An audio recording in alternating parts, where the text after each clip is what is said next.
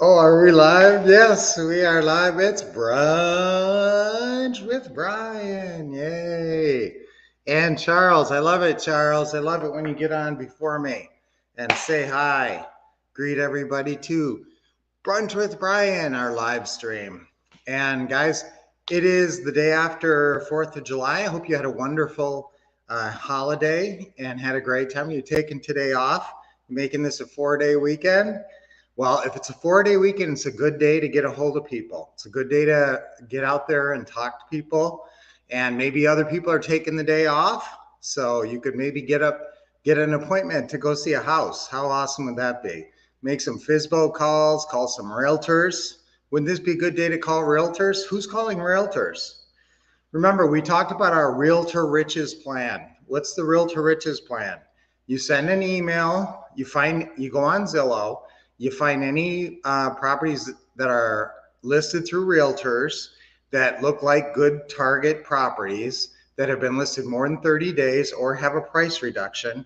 You send an email and say, I want to offer you full price. The subject line is full price offer on your listing. And it says, we want to offer you full price. What we do is seller financing, and we pay your commission up front. But we try to work something out. If your seller might be open to monthly payments, let's see if we can make this happen. And sometimes these are listings the agents have given up on. They've been listed, 95 days, and they figure it's never going to sell. And all of a sudden you come along and they can be a hero because their seller is still calling them every week and saying, how come we're not getting any showings? So again, at least you're a showing. So they're going to respond. Then if that seller is not open to monthly payments, you just say, well, do you know any other sellers? You're in the business. You talk to a lot of sellers. And then make sure that they know about you and that they're forever on the lookout. And have them put you on their phone under what? Under seller financing. Okay, because what you're looking for is seller financing deals, people who'd be willing to take monthly payments. That's what we're looking for there. So there's a lot of agents how many agents do you think out of 100 agents, out of the top 100 agents in your market, how many of them have a go-to person for seller financing deals where the seller would be open to monthly payments? Probably two. It's ridiculous. Whenever I talk to an agent, they go, oh, I'm glad I know somebody now who does monthly payments. So that's a far neglected, woefully neglected area. And there's 10 times more realtors than there are FISBOs in most markets. So obviously you should be working that realtor market. Okay, I didn't plan on talking about realtors today, but look what I did. I ended up talking about realtors. Okay, I used to be a realtor, Good morning and happy Friday. Thank you, Charles, Noel, and Kathy. Thank you, guys. Escajeda? I never said your last name before. Escajeda. That's pretty cool. Brian, if the seller is open to the idea, do you let the realtor draw up the paperwork? Oh, that's a really good question. All right, on a listing, will the realtor let you use your own paperwork? No. Okay, again, realtors have to follow their rules, and this is going to go through the regular process. It's going to get closed at a title company like a regular deal. They're going to have a check coming from the title company, and we are okay. You could ask them if they'd use your paperwork, but their manager won't let them. So they have to, they pretty much are obligated to use that realtor paperwork. Now you do have to write the terms in on the realtor paperwork. Okay. And, but yes, you can use realtor paperwork. They will ask you to use it. Now it doesn't mean you can't do the deal. It means that you have to add in stuff that you need to add in. Now remember, if you are doing seller financing through a realtor, somebody's going to it's not going to probably be subject to, although it could be, but generally the realtor is going to want to protect their seller a little bit better than that.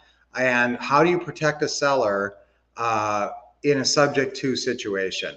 Well, you tell them to get a wrap instead, because if they sell you a house subject to, they have no debt instrument with which to foreclose on you. So if you stop making the payments to the mortgage company, they can't do anything about it. Their credit goes down and the mortgage company forecloses on their own sweet schedule. Okay, so that's why if you ever know there's an attorney or a realtor on the other side of the equation, don't even say the word subject to. Don't even say it. Say we buy with seller financing or a wrap. Okay, so a wrap, seller financing, when you're talking to a normal person like an agent and you say seller financing, that to them is more like it's a free and clear house and you're making a brand new note and a mortgage. Remember, anytime you do seller financing or a wrap, you have to create two new documents. You have to create what we call a note. The note has all the terms. What are the four terms of a creative financing deal?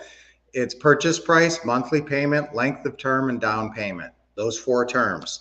So all four of those terms have to be incorporated into the paperwork. We have to know what the purchase price was, what the length of term they're going to give you, what the monthly payment is, and how much the down payment is. So in this note, actually the note is a separate instrument than the mortgage. The note just says the terms of the loan, that it's a mortgage loan, but the mortgage paperwork actually ties the loan to the house. So it enables them to foreclose on you if you stop making payments. So if you are buying houses through realtors and taking over mortgages, which is what we want to do, you will do a lot of wraps. Okay, so you need somebody. I used to do my own wrap paperwork, but I'm think I'm better than I am. I shouldn't have done that. So yes, get a title company or a good attorney to create your paperwork on a wrap, which is talk to realtors. It's amazing how many realtors out there have listings they've given up on, and you could ride it on a white horse and save the day. Now the seller's not going to get anything down, maybe a tiny bit, and you will pay the realtor commission up front. So that's 5-6% up front that you will have to come up with, but hopefully you can come up with that through the lease purchase option deposit, lease purchase non-refundable option deposit. Morning memo. Great to see you this morning. Isabel, happy 5th, happy 4th, happy 5th. Hey, Michael, what do you think about buying in Florida right now, especially in crash zones? Well, if you are looking to buy rentals in Florida, the number one thing you want to really look at is, we talk about the 1% rule. Who knows what the 1% rule is? Write this down if you don't automatically know this. It's rent equals 1% or more. Well, I usually write it as 1% plus of value. Okay, so if you've got a house in Florida that's a $250,000 house, will it rent at $2,500 a month? See, that's the 1% rule. Usually the 1% rule starts to not work after you get up about 200,000. So usually I don't even try to apply it over that. So, but usually where it applies best is if you can buy properties from about 80 to 150. That's the sweet spot for the 1% rule. Okay, so why I talk about this is everybody should know that, and you should apply that to the properties in your area. So if you're looking at your houses in your area, you're going to go, well, does this follow the 1% rule? Can I buy $100,000 house, and does it have $1,000 a month income on it, rental income, if I do? Okay, so that's the question. So Florida, what's happened in Florida is that the insurance has gotten really high. And so there are a lot of areas that have not only hurricane insurance, but flood insurance. They're in a flood zone. And when your insurance is $500 a month, that completely messes up your cash flow. So if you're looking to buy properties for cash flow in Florida, I just want you to be really careful and ask them, or look on Zillow. Zillow actually has estimates on there, but you can't always trust them. Ask them what their insurance payments and their property taxes are. Now, that's the one thing that can really mess up that 1% rule, is property taxes. And for instance, I got a student in Chicago. He can't buy in the suburbs of Chicago because the property taxes are too high.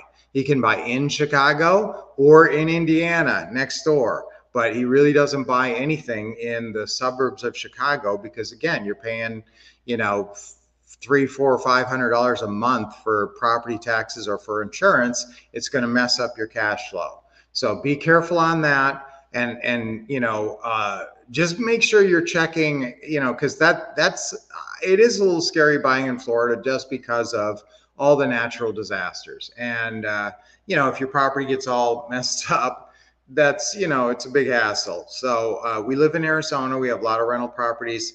Now we have rental properties in Indiana and Kentucky and Minnesota uh, and obviously the ton of them are in Phoenix. The nice thing about Phoenix is there's no natural disasters. You never have to worry about your house getting blown over. So the sun will kill you. You'll get skin cancer, but it wears the houses out over time. But nothing falls over. So you can pretty much invest in properties in Arizona and other states where, unless you get an errant tornado, where you're not going to have a problem. Florida is the one exception because it gets hit so much by hurricanes, and that may just get worse with the global warming, climate change. Flip side of flipping has the wording like a sample front back. Oh, what am I looking at here? Seller carryback. Yes, seller carryback. So seller carryback is what realtors like to call it, or seller carry. Usually they don't say seller financing. So yes, they do like to say it that way. So yeah, so again, Florida, just be careful. Make sure you know what you can get for rent before you call on any property that you're looking for a buy and hold type property. For sure, be looking at. Now, the other thing is if you're looking for fix and flips in another state, you better make sure you can get the work done. There's been areas where there's a big hurricane that hit Baton Rouge. We did deals in Baton Rouge, and we had this one property, and we couldn't get work. We couldn't get people to work on it. So because everybody else was getting people, it was hard. So again, that's another thing. If you do have an area like that that's susceptible and you get a flip, sometimes you got to make sure you can get the work done. Okay, yeah, so seller carryback is different than seller financing, just for realtors.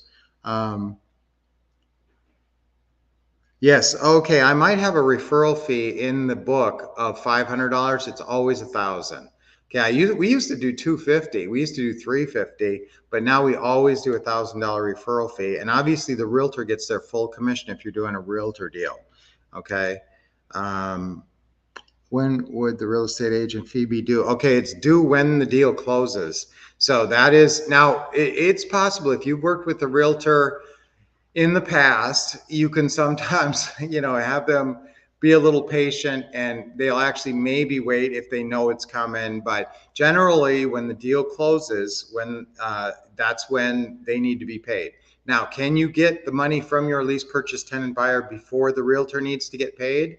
Yeah, you can do it that way. By, you're setting a 30-day to close with your seller, 30 days to close. Then you write in the agreement, buyer shall have access to property for showings prior to closing.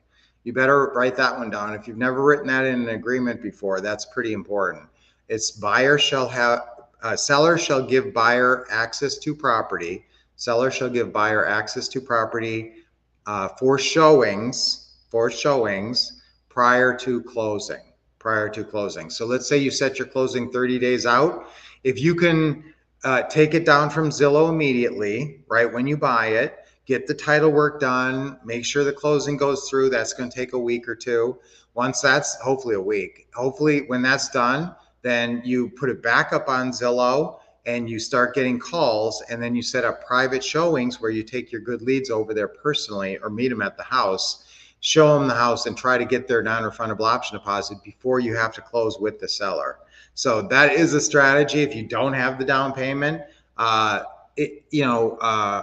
we do that sometimes, and some of our students do that. So that's not an untoward strategy.